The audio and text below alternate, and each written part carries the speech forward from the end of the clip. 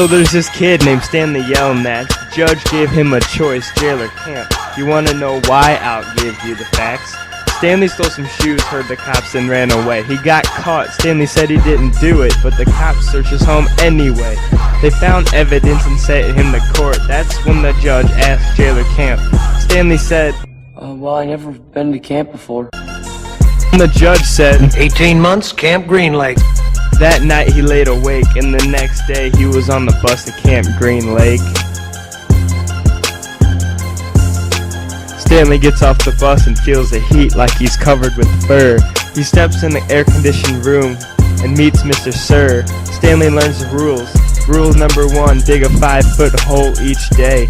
That's what he has to do, there is no other way. Stanley gets assigned to Tent D. As he walks in his tent, he meets his counselor, Pendenski.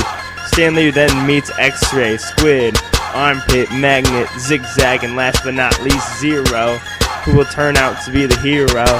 Let's not get to that yet.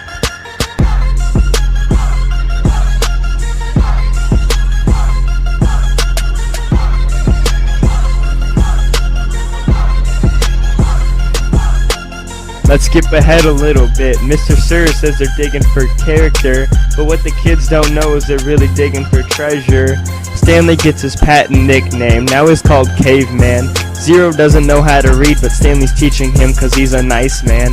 But in return, Zero's digging Stanley's holes. Now let's take a look in the past. Stam is a man who is in love with Miss Catherine. The mayor is jealous, so he committed the worst sin. He killed the man. Now he thinks he's getting Miss Catherine. But she got mad and killed him. When she was done, she gave him a nice kiss. Now they call her Kissing Kate Barlow.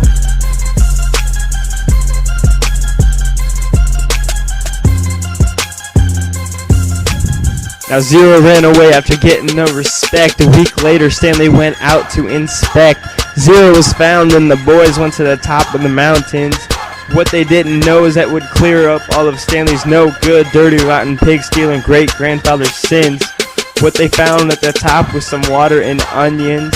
Stanley realizes that he knows where the treasure is, so he and Zero go to the spot and dig. They find the treasure but get caught. Now they see their dreams start to fizz. Stanley finds out that Zero stole his shoes. Stanley starts to think, what a bunch of fools. Stanley's lawyer shows up and Zero finds out that printed on the chest is Stanley Yelnats.